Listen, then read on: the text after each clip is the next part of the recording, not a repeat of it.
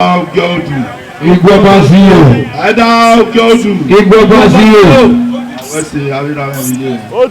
Maintenant tí wàá nọ ọ̀sà ike náà bí ara tọ̀ àwọn òbí wa gbọ́n náà. Màá mú ìjà rẹ̀ tẹ́lẹ̀ náà. Ìwé ní dúta mo wá wẹ̀. Carnival màá wú náà. Ọ̀rẹ́ ẹ̀wò náà ọ̀yẹ́ màá ya ẹ̀. Kìnìún wa kìnìún nìrísí. Ẹ̀tíyàn ẹ̀tí wà.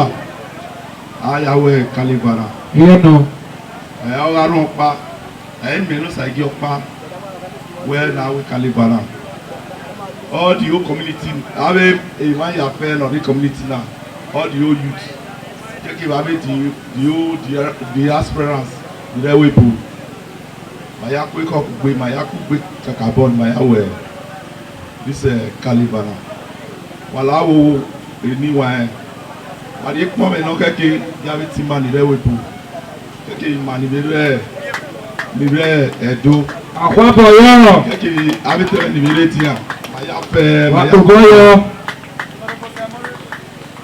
Ẹ̀bùn náà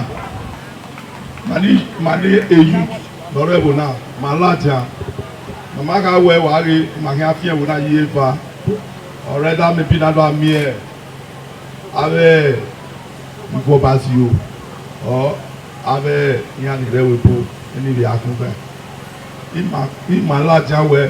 Maya awe mi kugbe ma do ya motu na gbo mama ga we ti ma fi pe iye ba so no re ba ni tatwe wala wo wa ri erun no keke ni da do re so that na me we original ma mu gbo na ga iji no ga fo to money dey ya do ba bi do kia ba eri no ọ̀sẹ̀ manala jàre tẹ́lẹ̀ náà wẹ́n máa ló tàmí wà ní Ugieghudu yà fẹ́ gbígbé wàhálà ọ̀. Màá kó kọ́ gbé. Wáyà dé bọ́ ìmàyékè wáyà kì máa dé. Màmí kò ní màmá dé o. Èrù nà yà sú ẹ̀ òkè akẹ́kẹ́ nà yà sú fún wà yà sú màá yà. Orí ọ̀nà. Náà ló miẹ̀ wẹ̀ ọ̀nà màrí náà bẹ̀ tó táwẹ̀ ọ̀nà màrí ilẹ̀ màrí jù sẹ́. Àmì kò ní ẹsẹ̀ tí o. Wàhálà wáyà náà mi kò ní màmá sẹ́ bá wò wáyà wà wẹ́sì. Náà wọ́n ní láti àwọn òtún náà bẹ̀rẹ̀ náà wọ́n ní dúkà mọ́ wá wẹ̀. Kẹ́ ọ̀pá màá yá kí Ugieghudu náà màá mẹ́rin màá ní inú gbére lọ. Ọ̀ma náà yóò wẹ̀rì lọ wẹ̀. Ọ̀ma náà wẹ̀ mí lọ́mọ akẹ́kẹ́. Láyé bọ́ wíkọ́ wa because ọ̀pá màá yá kí. Àmọ́ àrùn ọ̀pá àrùn ìbànúwẹ̀ wàá rí ọ̀nà àwẹ̀ ọ̀bẹ̀rẹ̀ náà òbí yé náà ọ̀pá màá yá kí. Ẹ̀wẹ̀ ni dóyà tàbí wà wọ̀ tán náà wàyà wà wẹ́sẹ̀ wà kádàkádà.